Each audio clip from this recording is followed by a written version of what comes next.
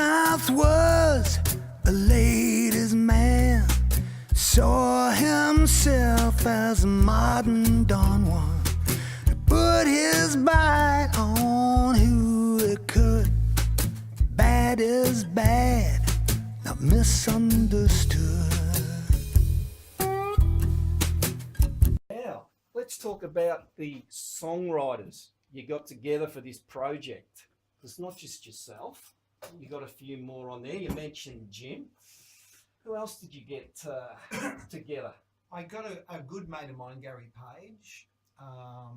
He lives in Tassie, and I think we had 5 songs together on the album. And Mitch, I wrote 2 songs with Mitch, the bass player who produced it. Wrote with a journalist, a mate of mine who'd always wanted to be a songwriter. I want to be a songwriter. I said, all right, well, write some words, you know. So, of course, he wrote words like he'd written a journalistic article. So I had to tear bits out and say, listen, you've got to do it like this, and you've got to do that, and this is how you do that, and just did that with him. He was really excited to do that. Is that it? Have I covered everybody? And then 3 by myself, yeah. We said 5 months in the charts. You pressed them yourself to begin with, then you went and got the deal. It all came together at the last minute, didn't it? Like you thought it was going to be your own. You thought you'd financed it all yourself, and then at the last minute, who jumped in to help you? Yeah, a guy called Robert Rigby, who runs Ambition Records or Fanfare Records, and he jumped in and said, listen, I'll go with it. He said, I've got a distribution deal through Universal EMI. He said, they'll distribute for us. And he said, I believe in this. So he worked really hard. He did a very good job.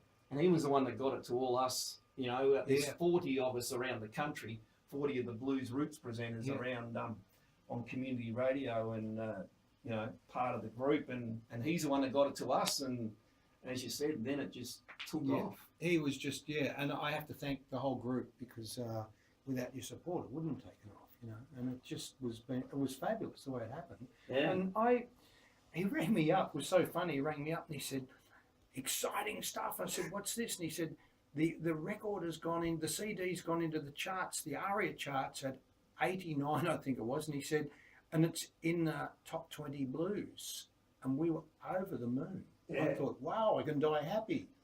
Then he rang me the next week and he said, it's actually jumped to 53 on the ARIA charts and it's number 2 on the blues charts. Then it just kept going and going. And I was stunned. I was really, really stunned. Pleasantly surprised. It was fantastic. Absolutely. Do you have a favourite on the CD? Is there one? Sharkmouth.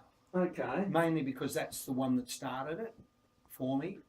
Yep. And that was the catalyst that when I saw his photo, and I felt like he spoke to me. Yep. That was the thing that started it all for me. So that's my favourite, I think. And he's got a great story, hasn't he? Oh, he was incredible. Yeah, he looks like he'd cut your throat for 5 cents, but he was actually a con man.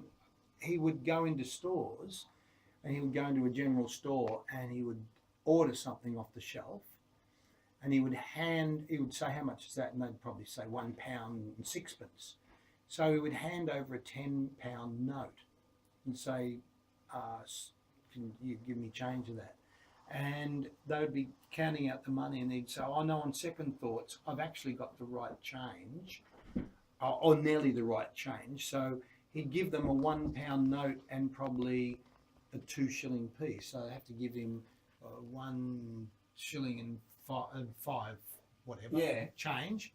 So they would then go to hand him back the £10 note and he would take it and then he would say, no, on second thoughts, I will do it with the, and he would bamboozle them so badly. They had no idea what's going on. And in the end, he would end up walking out of the store with £1 in his pocket, extra.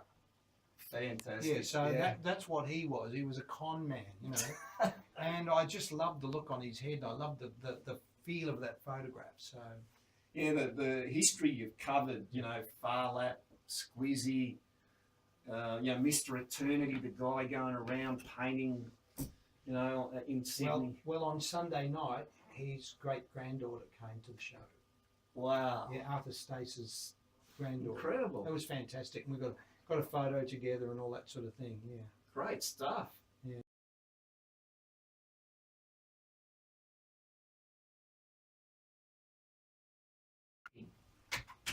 You're back with Baz. You're listening to Blues on the Hill. My special guest is Russell Morris. We are showcasing Sharkmouth. We're talking about its creation. And Russ is going to do another live one for us. What's this one going to be, Russ? I might as well do Sharkmouth because Yeah. that's the one that really started it for me. So that started because he spoke to me. He said, "Russell, write a song about me," and that gave me the whole direction. So Good this stuff. is Sharkmouth.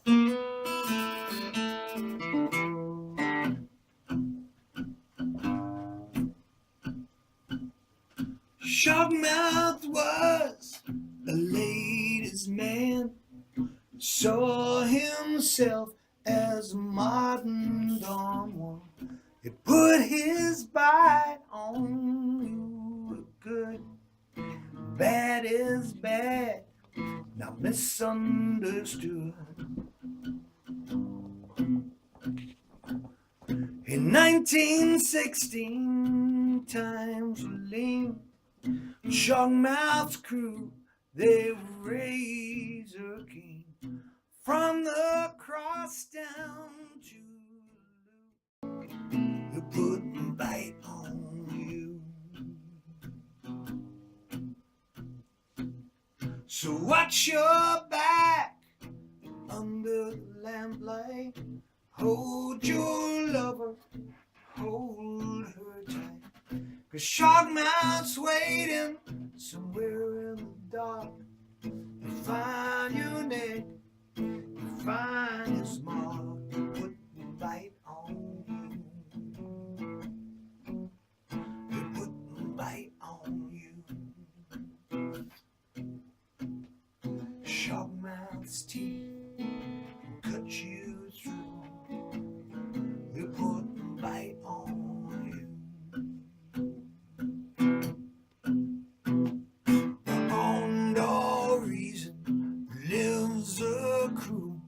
Sharkmouth's reason, Sharkmouth's rule.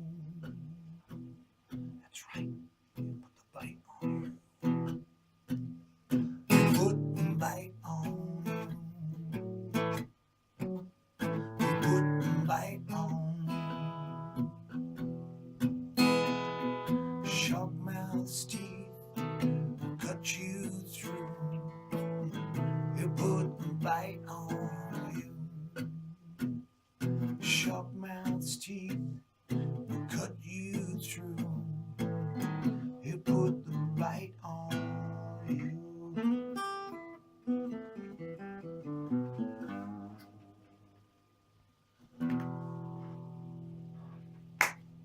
Beautiful. Beautiful stuff. Thanks very much.